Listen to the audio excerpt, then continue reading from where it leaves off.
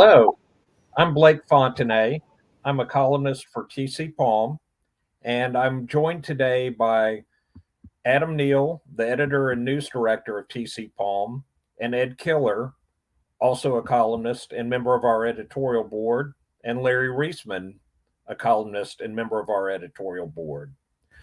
We're conducting candidate interviews today, and the two candidates who are joining us for this segment are competing for the District 2 seat on the Martin County Commission. They have completed questionnaires ahead of time, which we are using to base some of our questions off of. We will proceed with this session, which will last approximately 45 minutes, and then this session will be available for viewing on our website at a later date. If you wish to look at the questionnaire answers and replays of our interviews, they can be found at tcpalm.com/elections. At the conclusion of this interview, editorial board members will privately discuss writing an editorial to recommend a candidate in this race. I will lead the questioning and then open it up to the other editorial board members at the end. Because of our time constraints, we ask the candidates to keep your answers concise. And with that, I will start. We will alternate the questions. So we will begin with Stacey Hetherington, and Mr. McCowan will answer the same question, and then we will start with him on the next question and go back and forth in that manner. So the first question, Stacey, the county commission made a decision to promote a new county administrator from within the ranks of county government. Please explain why you made that decision instead of conducting a national search. Well, first of all, thank you to the editorial board real quickly for having us on and to be able to provide the residents, communication and transparency. And yes, we did promote Don Donaldson to county administrator, and Don Donaldson has a long history as county engineer in county administration, and he was the right candidate to take up the helm. We have searched for county attorneys before, but as you know, Martin County is a very unique place. So that institutional knowledge and that background, Don Donaldson has fought for us for FEMA grants and many county engineering and very delicate issues. He was the right candidate for the job. I will support him wholeheartedly, and I believe the process was transparent. Thank you. TJ, I'll ask you the same question a little bit of a different way since you weren't on the commission at the time that decision was made. Do you agree with the decision that they made, or would you have handled it differently? Well, first of all, let me also say thank you to everyone here for hosting this event. I think this is a great format for the voters to get to know these candidates and maybe some of the differences between these candidates. One of the things that I feel very firmly about is that these local offices and the local government positions are rife with corruption. It's one of the main things that I will be criticizing Stacey on, and I believe that it's best to bring in fresh faces whenever possible, and that these elected officials shouldn't be in there forever. Okay, thank you. And we will start with you for the next question also, TJ. The county commission also recently decided not to hold a referendum on raising the sales tax rate in order to buy environmentally sensitive lands. Do you agree with this decision, or is that an issue that should have been put to the voters?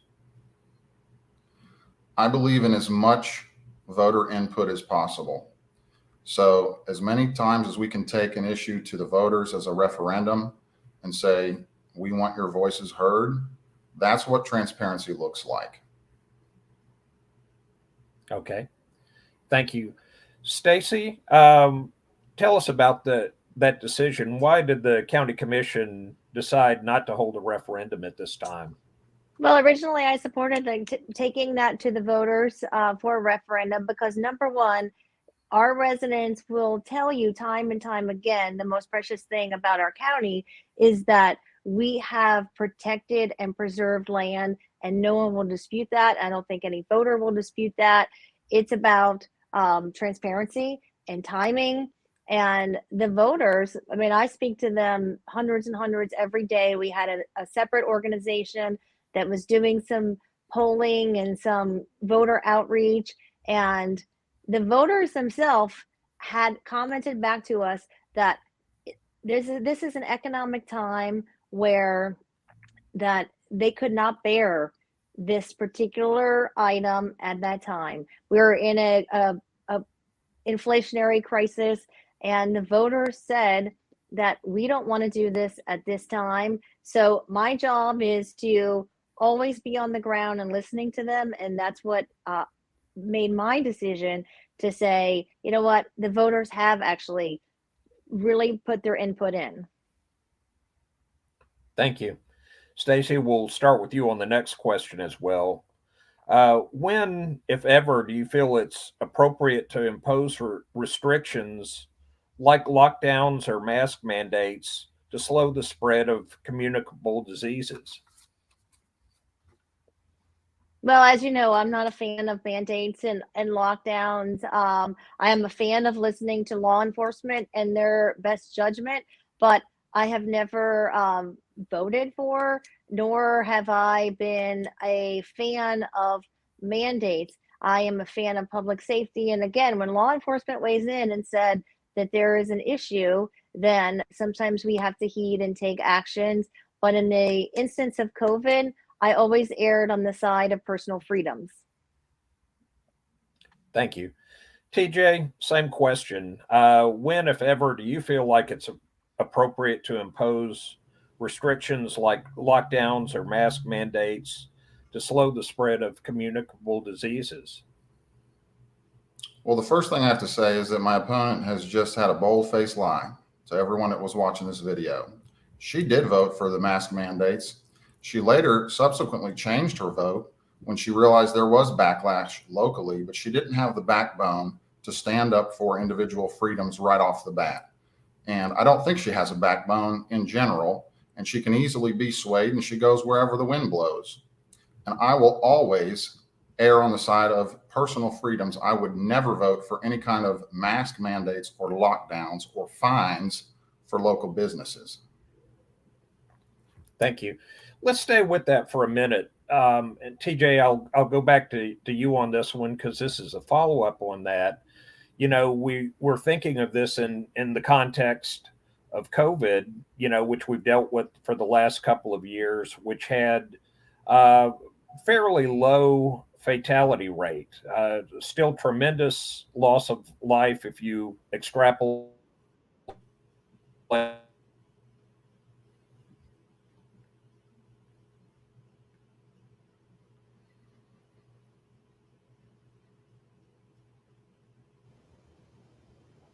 Hey, Larry, are you there? if the situation were you had a disease that was similarly contagious, but perhaps had a higher death rate, like 50% of the people who contracted this disease died.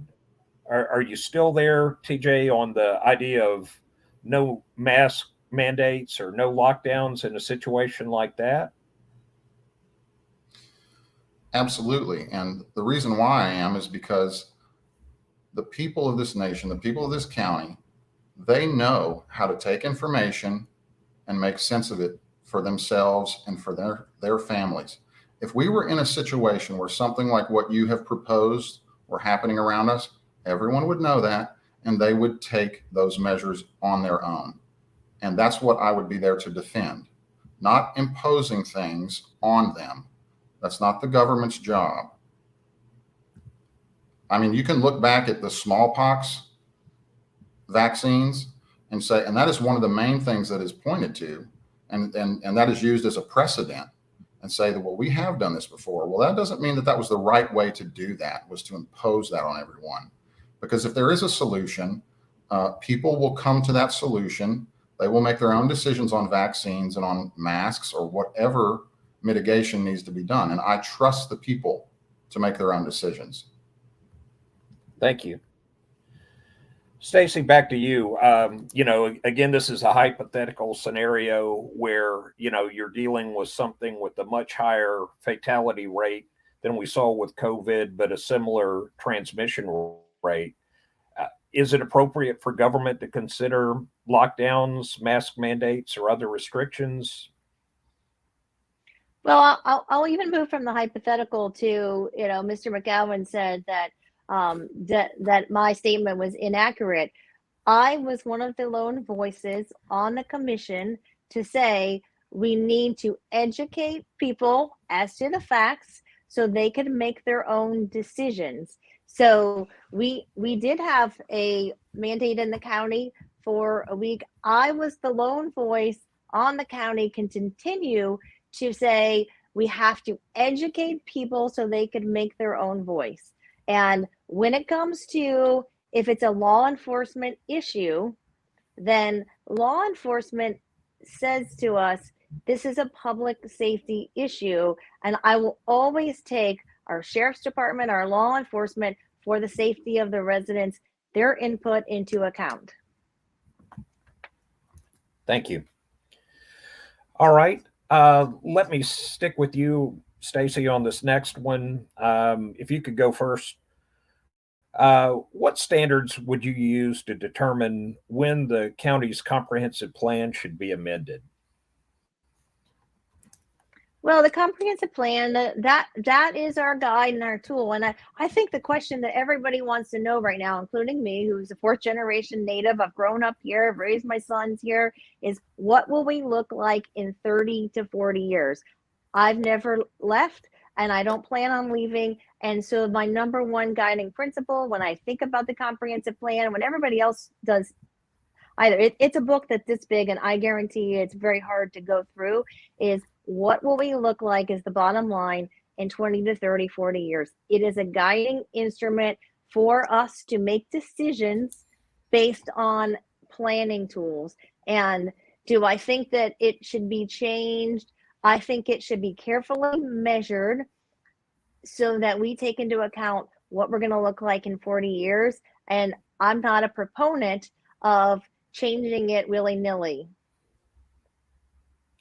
Thank you. And TJ, same question for you. What standards would you use to determine when the county comprehensive plan should be amended? Well, that comprehensive plan, which has been in effect since 1982, it is the reason why Martin County is the way that it is right now. With the 4-story limit, we did everything we could to push I-95 as far west as we possibly could. It's the last piece of 95 to be completed between Miami and Maine. And there's a long tradition going back 40 years now of fighting like hell against making this place look like St. Lucie County or Palm Beach County or further south.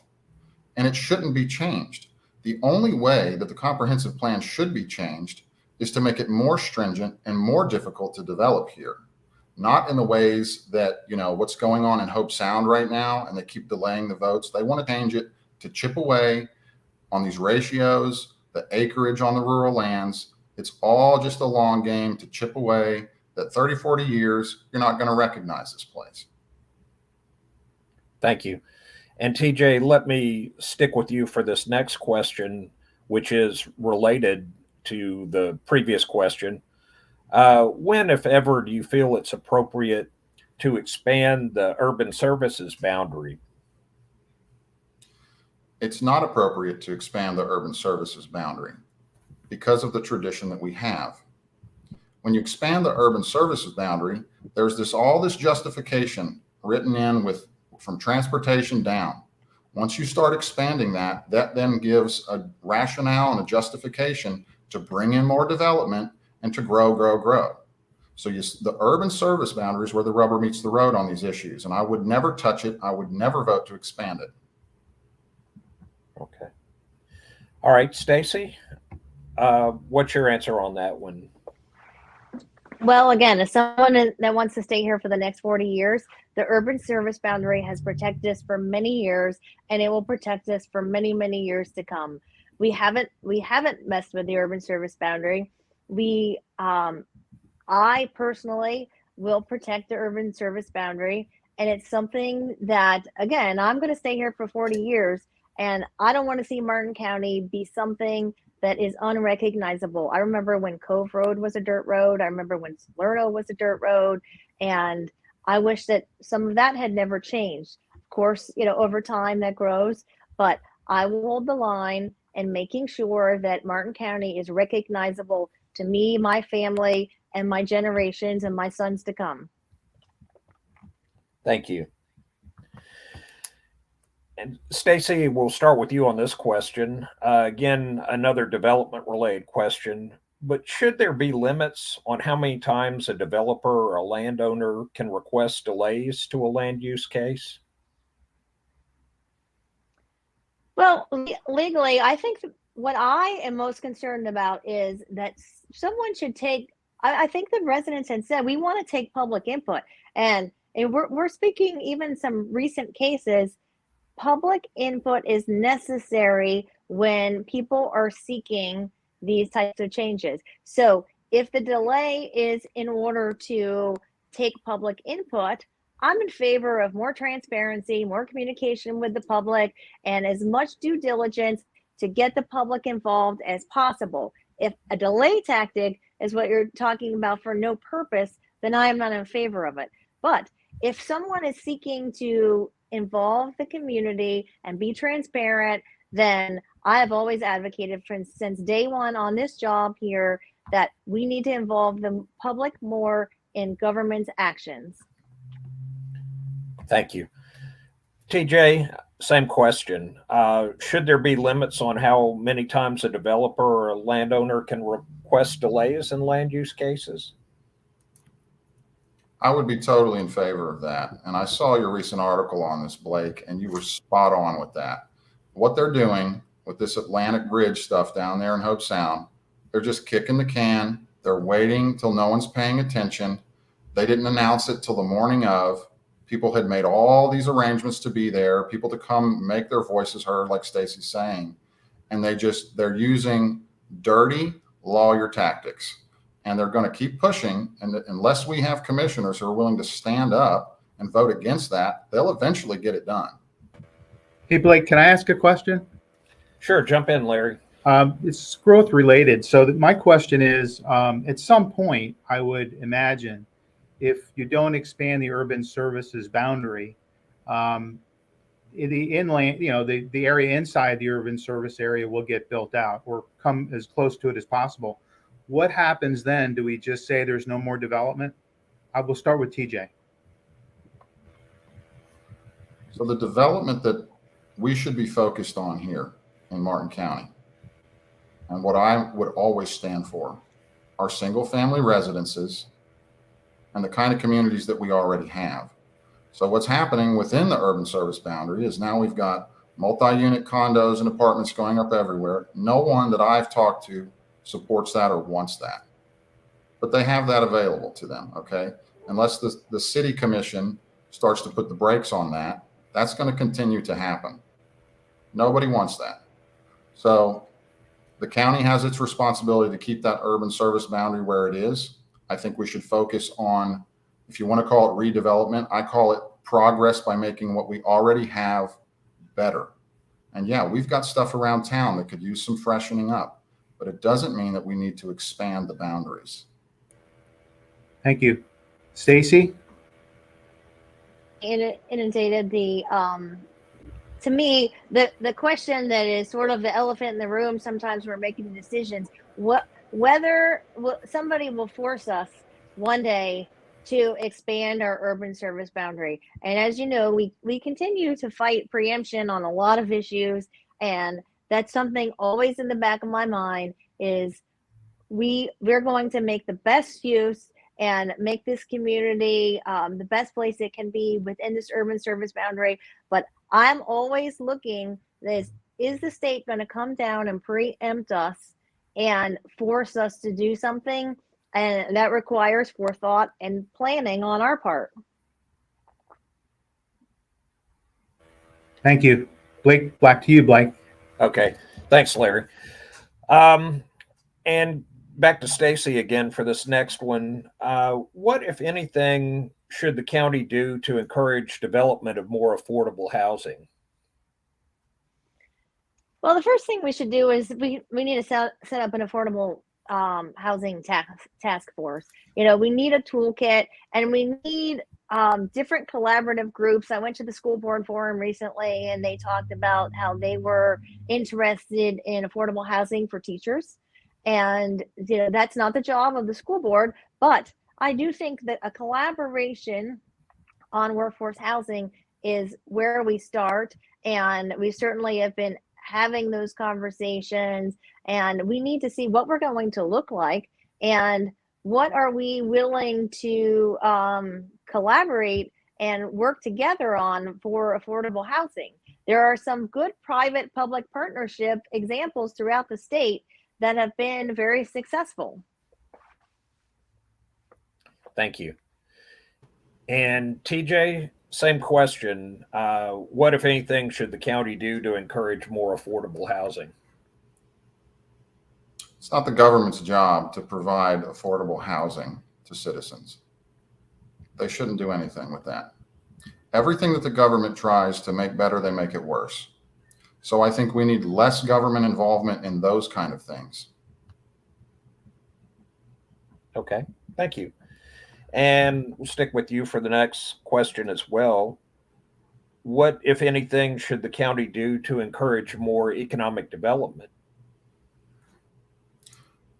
Well, I would love to see the kind of economic development that encourages locals here to get involved in business. We want to keep our business local as much as possible.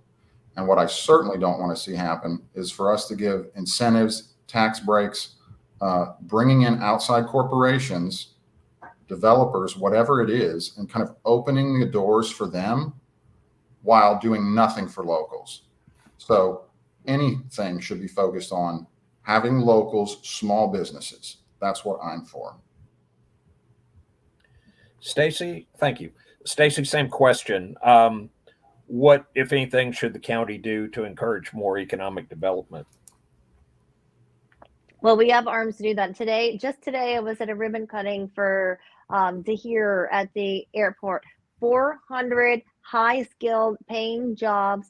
And that to me is what we need in Martin County. We have targeted industries like marine, aviation, 400 employees that they hired, moved over from Triumph and hired new. And we have a very ripe and waterfront focused marine industries where we could focus on our natural attributes in Martin County and grow our economy locally. And to me, that's where we have targeted those industries.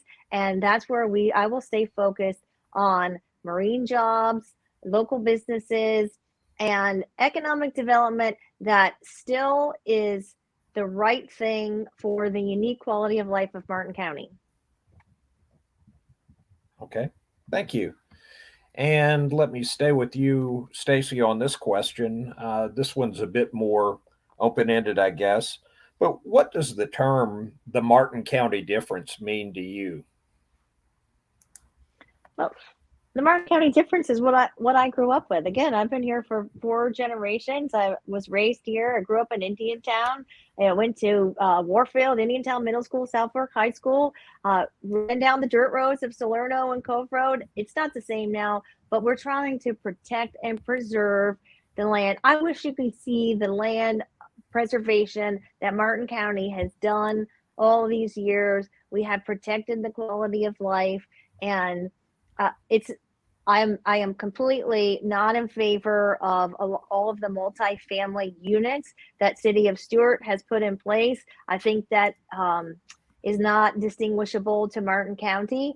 I think that in the last couple of years, I have always been mindful, and it's what I want to see from my kids to grow up. And people don't like change, but we need quality and quality smart growth. Okay, thank you. And TJ, what does the term the Martin County difference, what does that mean to you? When I think of Martin County, the first thing I think of the great people of Martin County. And I love, part of what I've loved so much in this process is getting to know more and more Martin County residents. They are some of the kindest, most generous people that you'll find in this part of the country. That is the Martin County difference, our people. You know, I've been up, we all know, you go up to Port St. Lucie, it's just a different kind of person. I'm sorry.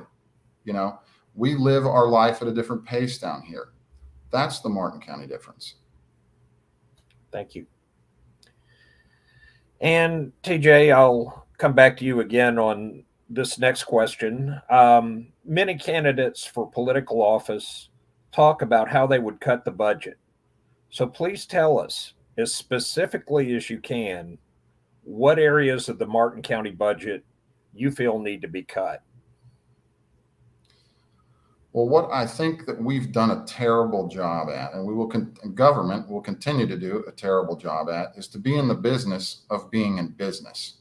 So 2 examples that come to mind: Sailfish Splash, which is run by the county and loses all kinds of money every year. And then the little, restaurants out at Stewart and Jensen Beach, same thing. They're run so inefficiently. Everyone who works there is so nice and kind, but they have no incentives to operate more efficiently. We should lease those lands out. We should lease those properties, let private companies come in and bid for them and run them better. Okay, thank you. And Stacy, what do you think that the county government should cut from its budget? Anything come to mind? Yeah, I believe Mr. McGowan is using just talking points that he's heard from people, but I will tell you just from experience that I have had to cut things out of the budget, and it is difficult. And you'll have to look line by line. And if you look back at the last budget hearing, we had to sit there on the dais and cut things. And it's things like bringing pavement striping in-house that drives me crazy, because that's a job for the private sector. There is a business that does, in-house striping. It causes us in the county budget to have to hire full-time employees and to pay them and to have equipment. So I always try to strip out those kinds of things.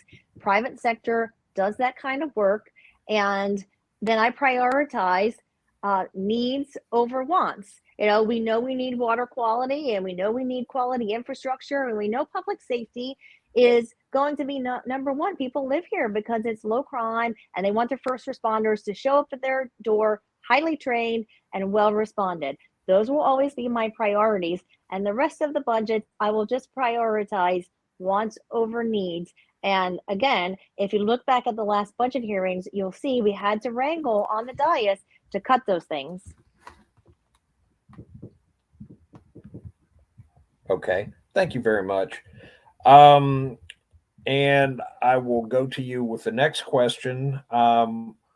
What steps can county government take to further reduce pollution flowing into the St. Lucie River, the Indian River Lagoon, the Atlantic Ocean, all local waterways? What else can be done that isn't being done now? Is that me, Blake? Yes, I'm sorry. So one of the best things we've done was we put together LOSUM, they took in the input to LOSUM. We put together a highly qualified team of scientists, engineers, advocacy groups. We built relationships with the Army Corps. And that team, to me, has been essential in fighting for the rights of our zero discharge policy in Martin County. So we need to continue to do that. And that's done with a team. We collaborate with, the city. We collaborate with different organizations. And I believe the best advocacy that we did was put together that team of highly qualified scientists to go up, and we were very successful. We want zero discharges, and we have to stay on that. Thank you. TJ, same question for you. What steps can county government take to further reduce pollution flowing into the St. Lucie River and all the local waterways?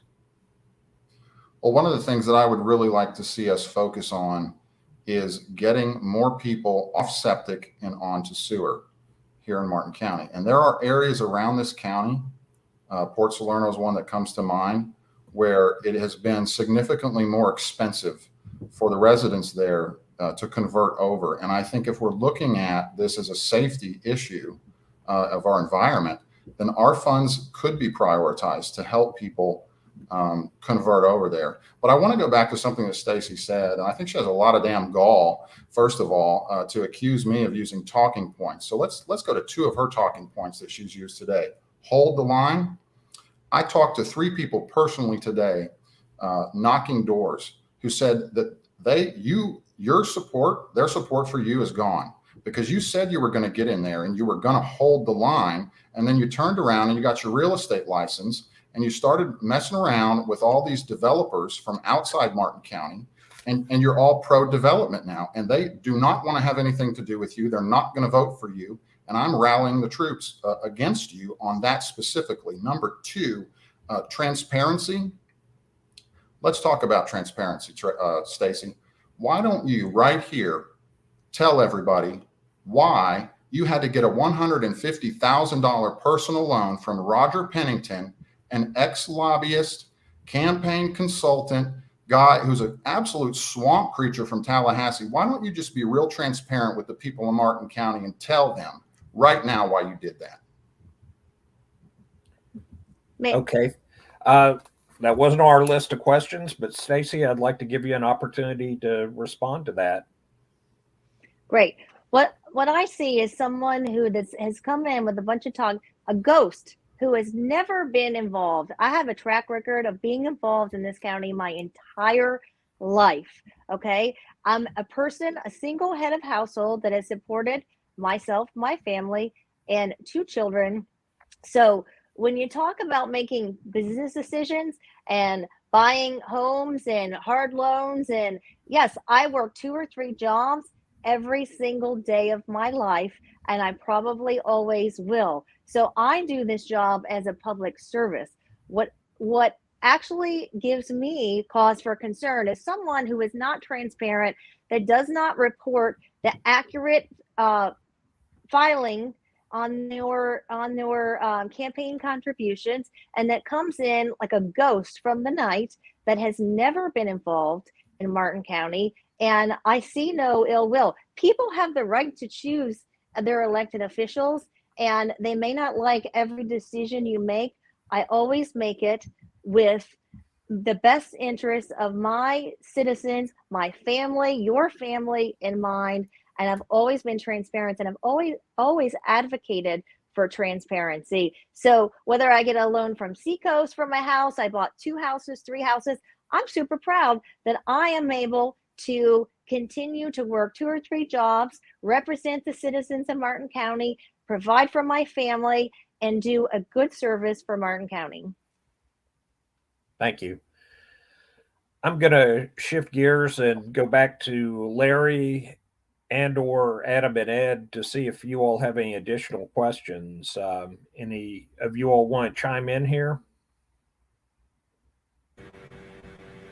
I do have one question. I don't remember who's first at this point, but maybe we'll start with Stacy.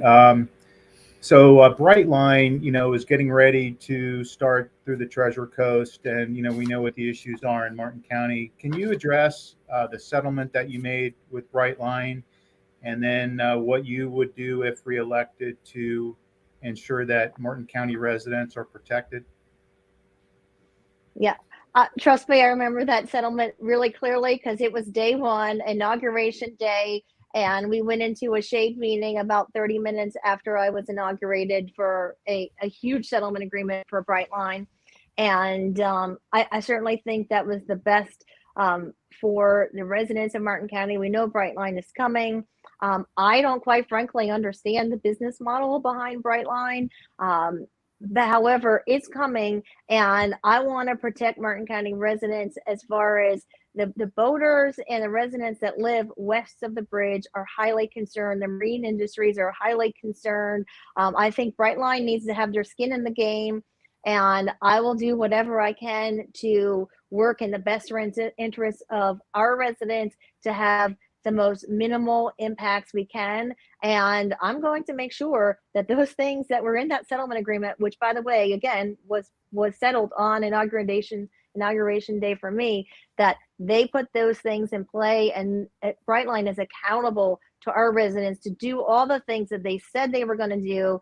And I think that they should have way more skin in the game to raise the bridge and to provide funding. And then if they put their skin in the game, again, I don't understand their business model, then I will certainly help protect our residents from the impacts that Brightline will have on them.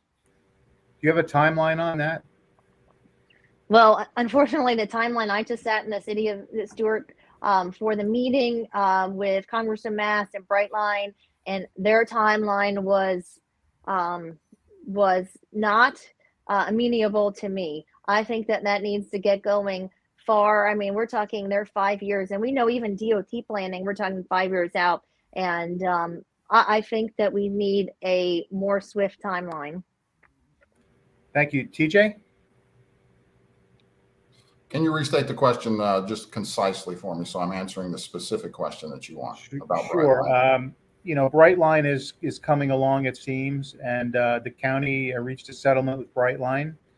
And I'd like to know, if elected, what you will do to hold them to that settlement, and in what time frame.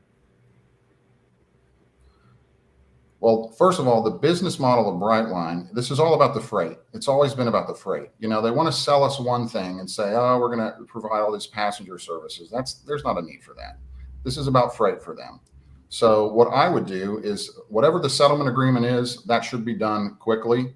But I would be against any kind of, I don't want to see Brightline stations here in Martin County. I just don't think that we need that at all. Thank you. Okay. Additional questions, Larry? Anything else? Adam or Ed?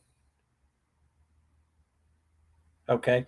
Let me go with one more question just before we wrap things up. And we will start with TJ on this one.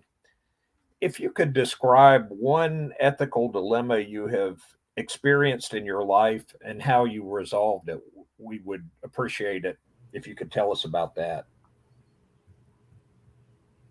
Sure. So my bio includes the fact that I did spend 10 years of my life studying for and being a Catholic priest.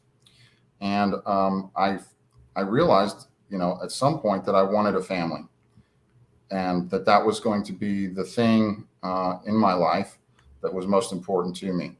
And I had to weigh walking away from the priesthood, something I devoted a lot of time and energy to my own desires for a family. And that was a real ethical dilemma for me. But at the end of the day, I'm happy with my decision. I think I would have been unhappy, if I'd continued that way. And it's also now, I have my 3-year-old daughter. She is the best thing that's ever happened to me. So that was always the answer to that dilemma for me is my daughter every time I look at her. Thank you. And Stacy, can you tell us about one ethical dilemma you faced and how you were able to resolve it? Sure. I find it interesting. My opponent talks about, his family, but his track record shows that he really denied the paternity of his family. But my number one priorities, and I've always been for many, many, many years, said my 2 sons are number one, and my family is number one. Every decision I make, I have to put my head on that pillow at night and look at myself in the mirror. I don't have to serve the public. I do it because it's something that I've lived in Martin County forever, and I want to stay in Martin County. I got involved 20, 30 years ago. I never plan on not being involved. When I lay my head on the pillow every day, in life, we have choices, whether they be ethical, moral, whether they be business, public service. When I look in the mirror at night and I put my head on the pillow, I want to do the best job that I have and could do for myself, my family. I want to make sure my parents are proud and my kids are proud, and I teach them a lesson in life. Thank you.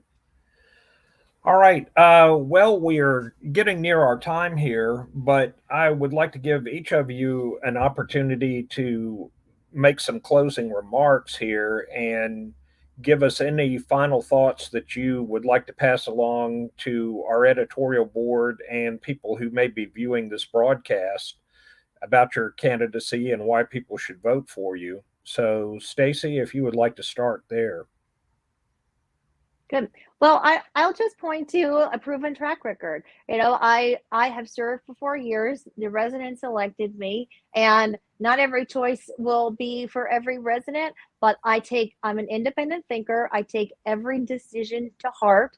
I take information inside the building, outside the building, from third parties, and I take that and I made my decision. I've had to make hard decisions. I have to make decisions against people who've supported me on large contracts. I've had to work really hard. And my favorite part of the job is solving problems inside our residents. If you go to South River and they have safety concerns with the traffic light, they will tell you, I have worked my tail off to help them with their safety concerns. St. Lucie Boulevard, Golden Gate, I have worked my tail off, and those are addressing individual problems in individual neighborhoods. Those are my proudest moments. I've always worked hard. I will always work hard.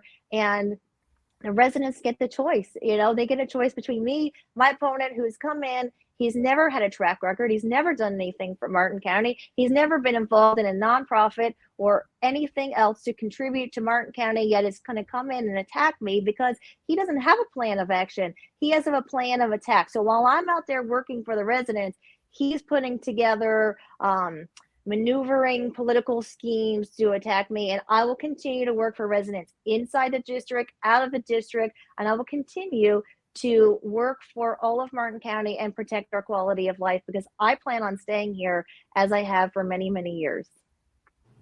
Thank you. And TJ, closing statement from you? Sure. My closing statement is this. Most of the time, you expect your local officials to take about 10 to 12 years to be corrupted completely. Stacey Hetherington, it didn't even take her 6 months. She got in bed with this guy, Roger Pennington. Okay. She's in cahoots with him. She's in personal debt, $150,000. Speaking of transparency, Stacey, how much of that $150,000 have you paid back? Why don't you make that public? Are you writing a check with his name on it every month? What is he leveraging over you? What is he leveraging over you? The people of Martin County would love to know the answer to that question. And these talking points, these are coming from me. I don't need to consult with people to know how I feel about what you've done. It's corrupt, it's unethical. And if you are disgusted, if you're a Martin County resident and you're watching this and you're hearing this for the first time, please go to my website, tj-mcgowan.com. I need your support, because campaign promise number one that I'm making is, unlike her, I'm not going to take a single dollar into my campaign that's not from a Martin County resident. Martin County residents will decide this race. They're disgusted by what she's done. They're going to be more disgusted. If she had any dignity, she would step aside and she would actually answer the questions about this money. Why did you need it? How desperate were you that you had to get into cahoots with this guy? It stinks to high heaven. And the more I tell people, the more angry they are. So yes, I am angry, Stacey, rightfully so. Okay. Thank you to both of our candidates, and we appreciate you participating in this forum. As I mentioned at the top, it will be available for viewing online, along with our other endorsement recommendation interviews. So please check those out online, and please remember to vote. Thanks again to everyone.